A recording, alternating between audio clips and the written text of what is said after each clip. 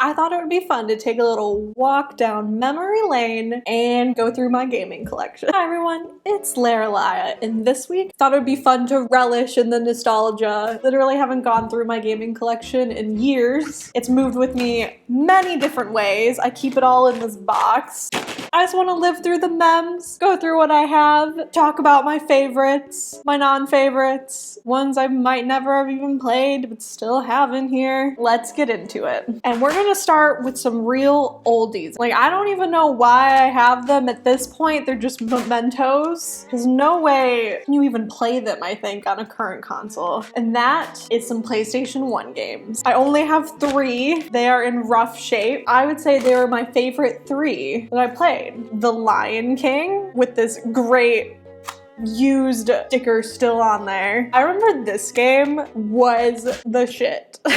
Lion King is my favorite Disney movie, and I played this game to death. It was so much fun. I remember running from the wildebeest. The next 2 are both Spyro games. So we have Spyro the Dragon, see it? And then Spyro Year of the Dragon. So I think this one came first and then this one was a sequel. But Spyro was like my favorite series type games. Like, I loved all of the Spyro games. I bought them all, or at least played them all. I remember renting a lot of video games from Blockbuster. Ain't that a throwback? But I love Spyro games as well. Probably why I love open world games today. Not that I would call Spyro an open world, which it kind of was for back in its day, maybe. But you know, you always had your menial tasks, you wanted to collect all of the things, and it just like picks that part of your brain that like, I don't know, wants to 100% things. All right, so these are now prehistoric. They're part of history. Will I ever get rid of these now? I don't think so. They've came along with me through several moves, several places. They're just keepsakes at this point. I love them.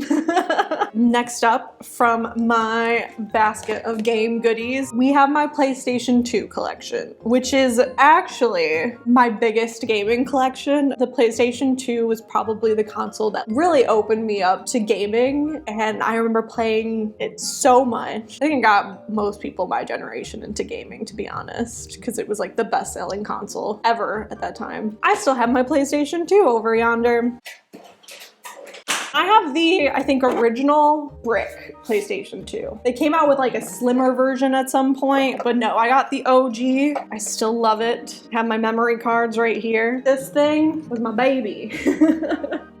We have Spyro, again, a classic, a greatest hit, as you can tell. From the PlayStation 1 to the PS2, all of the games blend together. I couldn't tell you what was different between this one and the other PS1. Then moving on, in the PS2 era, I was really big into racing games. So I have the classic racing franchise, Need for Speed. And I have 4 of them. Need for Speed Underground, Need for Speed Underground 2, Need for Speed Hot Pursuit 2. I don't think I have Hot Pursuit 1 in here. And Need for Speed Most Wanted. The best part was just being able to upgrade your car and design it any way you want. I think every single one had that except Hot Pursuit. But Hot Pursuit was the most fun with the cops. And I remember too, you could do multiplayer. This was a great game that my friends and I would play. I think I've played so many racing games as a kid that now they just hold no interest for me. It doesn't light a spark in me anymore. It's just like the same repetitive race over and over, and I just overplayed it as a child. I like to explore new things.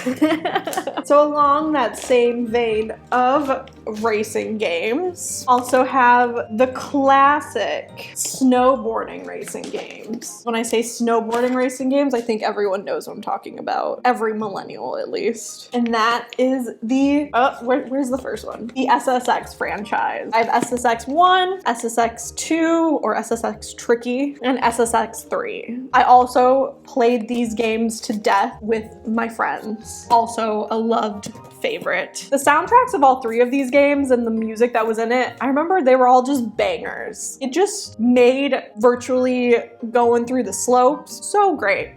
Chef's Kiss. And the second one where that SSX Tricky soundtrack came from.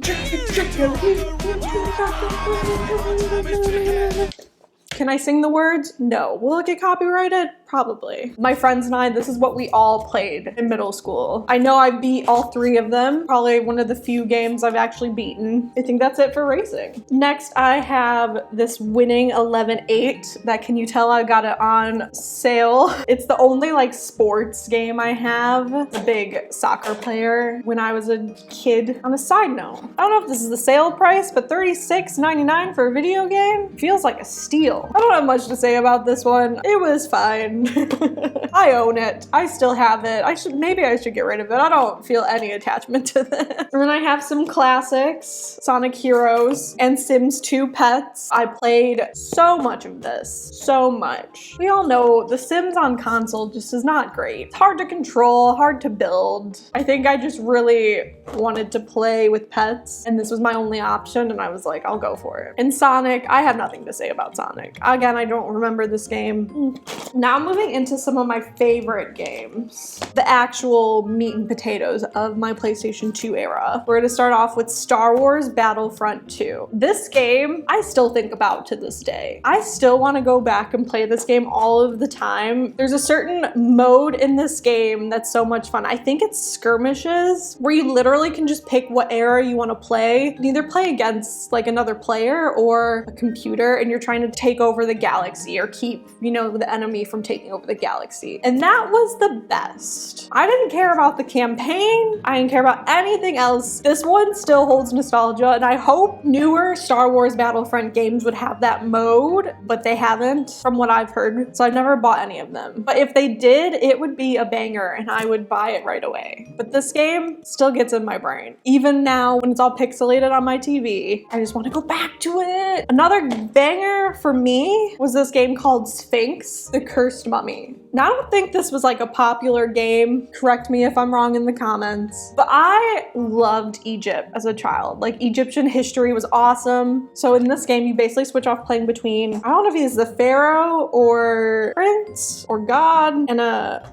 mummy. You don't know what's happened to you. You get like cutscenes throughout the game that slowly tell the story, but it seems like there's like some foul play going on and you're trying to get your kingdom back, essentially. I think the only downside is I got stuck at one point in this game and I could not for the life of me figure out how to get out. And this was before I think people really started to put how to beat certain sections online. Like now, if you get stuck in a game, you just Google search it right away and you can find the answer and solve it. But back in the day, you just have to buy a book, complete game book that would tell you everything. Even though, you know, the internet was a thing, I don't think people were really giving you the knowledge on the internet on these games. So I got stuck and then I could never beat it. And then this game fell out of my favorites. But I love this game. Well, I played it. It was kind of an actual like open world-esque type game. And then we have the beloved Kingdom Hearts series. I have both 1 and 2 for the PlayStation. Being able to go through your favorite Disney movies and have it all tie into a story was the best. This was back in the day too, where the story made sense and wasn't so convoluted. I've never played Kingdom Hearts 3 because at this point, there's been so many like 2.5, 2.8 return memories, like so many renditions that have confused the heck out of the lore that I'm like, I don't know what's going on anymore. I have no interest. When the story was simple and there was just the original and the sequel, it was good. Got to play as Sora, Donald and Goofy hanging around like your 2 besties, saving your princess friend Kairi, have your friend that goes rogue. What's not to love? And finally, I have some lovely Final Fantasy games here. So we have Final Fantasy 12, which I played a little bit of. I never beat this one. It was okay. I do remember the story was engaging. I have nothing bad to say about this one. I also have Final Fantasy X and Final Fantasy X-2. Now, I heard a theory that everyone's first Final Fantasy game that they play is their favorite, and that would definitely be true for me. Final Fantasy X is my favorite Final Fantasy game. I love it so much. The music still gets me. It's like some of my favorite video game music. The theme for Xanarkin makes me cry all the time anytime I hear it. Just brings me back to that opening cutscene and the sadness. I love it. All of the characters feel so, like looking back, they're so nostalgic. I always want to go back and play this game. And I liked Final Fantasy X too, because there was something real fun about having some like girl main characters to play with that are like badass. They're also in a girl group and have great outfits. They were just so sassy, and that was kind of refreshing. So I did not hate 10 2, obviously not as good as 10. If I had to choose a favorite from all of my PS2 days, this would be my top game. Kingdom Hearts would be my second. These two forever in my heart. All right, moving on, coming closer to more current gaming. The next console I ever owned after the PlayStation 2 was a Nintendo Wii. Now I don't have any of my Nintendo Wii games because after a couple years, I traded with one of my brothers. He had a Xbox 360. He gave me his Nintendo 360 and all of his games, and I gave him my Nintendo Wii and all of my games. And I think I got the better deal of the trade, to be honest, but it was mutual. I didn't pressure him into it. And I got to play a bunch of new games without really spending any money. So Nintendo Wii games I loved. Twilight Princess is the only one I can remember. It was my favorite Wii game, and I love Zelda Twilight Princess. You had to freaking play as a wolf, okay? That right there sold me. And I like the story. It was kind of darker and grittier than Zelda has really been up until that point. I actually really liked the dark tone of it. But moving into the Xbox 360 then, I have a bunch of those games. Let's see. I'll start with the games that I was given. So I was given 4 games. 2 Halo games. So Halo Reach, and what is this one? Oh my goodness. Was given 5 games. This one was a freaking duo.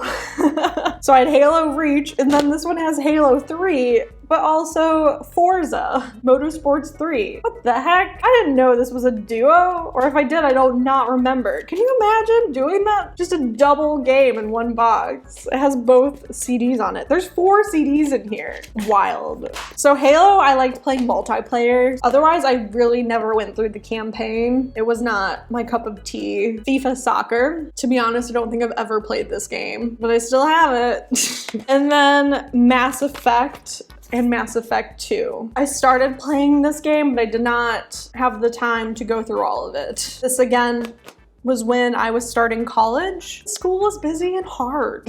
So I did not have the free time. No, I got the 360 actually after college. So never mind. Games I bought myself. So Dragon Age Inquisition. Love this game. I played through all of it at least once. And then Skyrim, which I had a 360 version of Skyrim, and then I upgraded to an Xbox One. So I rebought the Xbox One version. This one came with the DLCs and everything, so that's why I upgraded it. But I mostly wanted the Xbox 360 to play Skyrim. I was exposed to it by a friend in college. I remember seeing this game, them playing it, and just thinking, wow, video games are beautiful. The graphics in this blew my mind. I remember looking up in the night sky and just being flabbergasted. And I knew at that point I wanted to play this game. And when I first started playing it again, I was just blown away by how awesome everything looked, how big the world was, the story.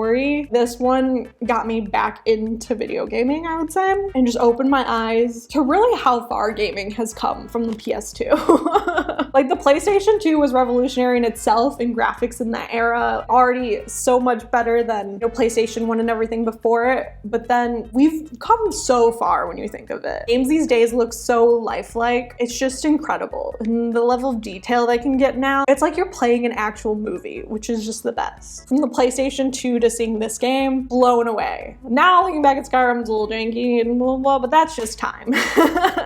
And I thought the same thing of Dragon Age Inquisition. I love the art style. Everything was so pretty. Really, that's why I love open world games. I just like to look at everything. It's all pretty. I like to get lost in the art. And then that really brings us up to modern gaming. I got a Xbox One after that. I upgraded the 360, and I still have my Xbox One over yonder. I won't go through my modern games. If you're curious about what I played on the Xbox, what I'm playing on the PS5, what I own currently, I can make another video. But I don't think it's that interesting. I think the nostalgia is more interesting. It was fun taking a walk down memory lane and seeing games I literally haven't looked at in years because they've been in this box. Thank you all for watching me take a little nostalgia tour, get a little retro, if you can call the early 2000s retro. I guess it's like 30 years from now. It's retro at this point. Thank you all for watching. If you like this video, please give it a thumbs up. And if you want to see more content like this, please hit subscribe down below. Let me know what you played as a kid and what your nostalgia games are. I'd love to know. I'm so curious what everyone else was getting into. And if you played any of the games that I have, some of the more obscure ones, like that Sphinx one,